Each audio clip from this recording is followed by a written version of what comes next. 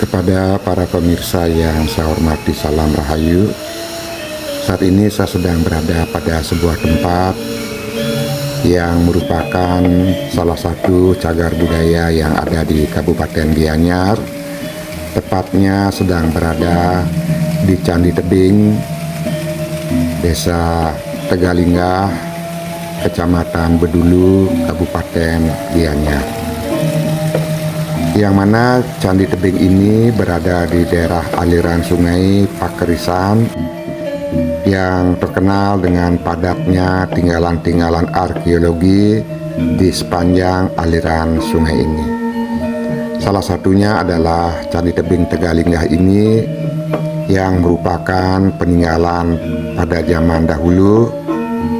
Dan menurut para ahli, Candi Tebing Tegalinggah ini adalah sebuah komplek pertapaan yang belum selesai dibangun.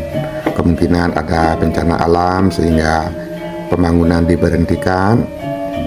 Namun di sini sudah memiliki beberapa ciri sebagai bukti bahwa tempat ini dahulunya memang difungsikan sebagai tempat suci ataupun tempat pemujaan, dengan adanya relief yang dibentuk pada dinding-dinding dari tebing yang berbentuk candi, dan juga gapura yang ada di sini beserta penunjang lain, yaitu sumber air yang memang dahulunya air alam merupakan hal yang utama ketika sebuah tempat akan dijadikan pilihan sebagai tempat suci. Dan hingga kini air yang ada di sini masih juga difungsikan oleh masyarakat, dipergunakan untuk melakukan pengelukatan ataupun air suci ketika melaksanakan upacara yatnya. Dan saya pun tampil saat ini juga bertujuan untuk lunas toye pancoran yang ada di sini yang akan dipergunakan untuk sarana upacara manusia yatnya, yaitu bebayuhan oton. Candi Tebing Tegalinggah ini diketemukan pada tahun 1952 oleh ahli purbakala asal Belanda bernama Kriksman yang saat itu menjabat sebagai Kepala Lembaga Purbakala dan Peninggalan Nasional Bali. Ketika diketemukan, sebagian besar bangunan yang ada di sini, yang ada di situs ini masih tertimbun dengan tanah, serta ditemukan juga di komplek Candi Tebing Tegalinggah ini terdapat 2 candi tebing dengan 3 menara dan 1 gapura beserta beberapa ceruk yang ada di sini. Dan ini adalah merupakan candi tebing yang mana dinding-dinding tebing dibentuk, dipahat menjadi sebuah bentuk candi. Di sekeliling dari candi tebing ini banyak terdapat pancoran air karena memang di sini merupakan sumber air dan dikelilingi oleh sumber-sumber air, sehingga di kawasan tempat ini banyak terdapat pancoran ataupun kolam-kolam dari masyarakat.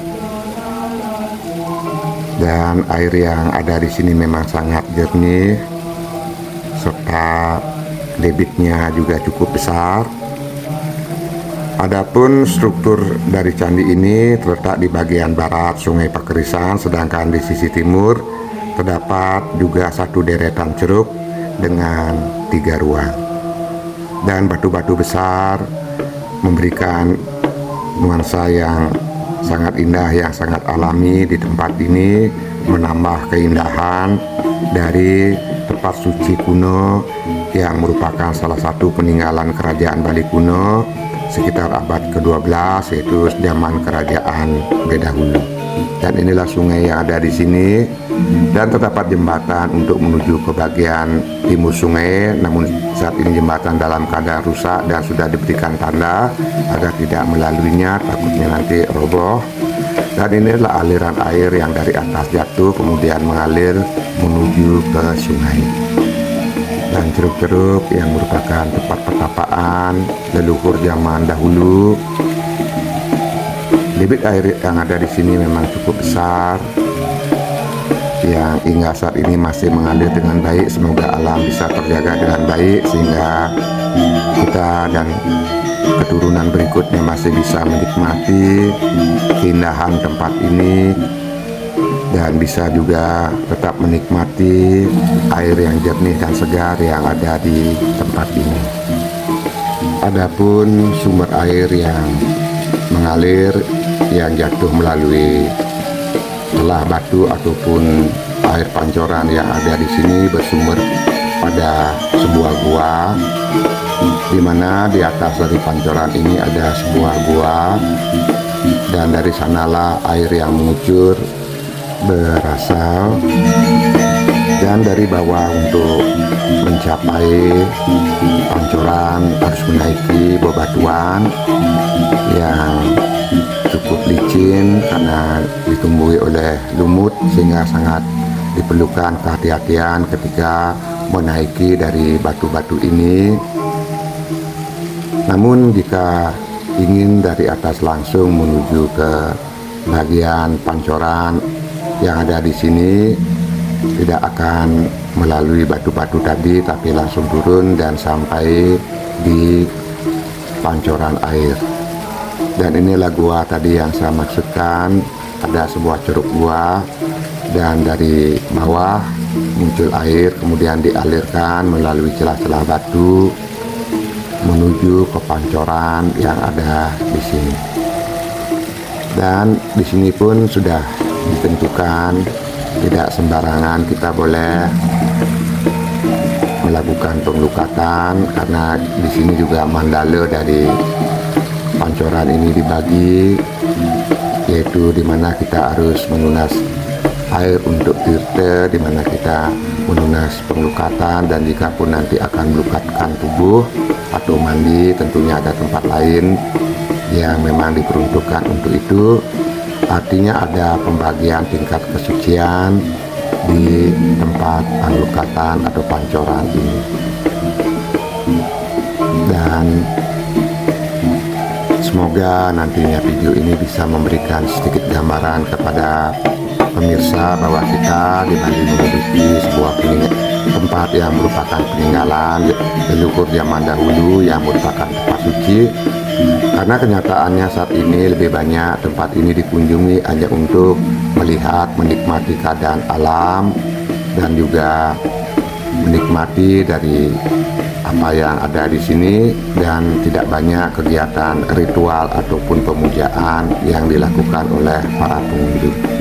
Karena bagaimanapun tempat suci haruslah tetap terjaga kesuciannya dan memang tetap difungsikan sebagai tempat suci, sebagai tempat memuja kekuasaan, kebesaran dari Tuhan yang Maha Esa. Dan saat ini memang Candi Tebing Tegalingah ini memang dibuka untuk umum sebagai objek pariwisata purbakala yang ada di Kabupaten Gianyar, sehingga akan sering dikunjungi oleh wisatawan baik domestik maupun mancanegara untuk melihat bentuk peninggalan yang ada di sini. Dan harapan saya agar ada keseimbangan antara tontonan dan pemujaan yang dilakukan di sini, sehingga walaupun dijadikan sebagai tempat pariwisata, tempat ini tetap terjaga kesuciannya, auranya, dengan bakti yang dilakukan oleh pengunjung umat baik agama Hindu yang ada di Bali maupun dimanapun berada.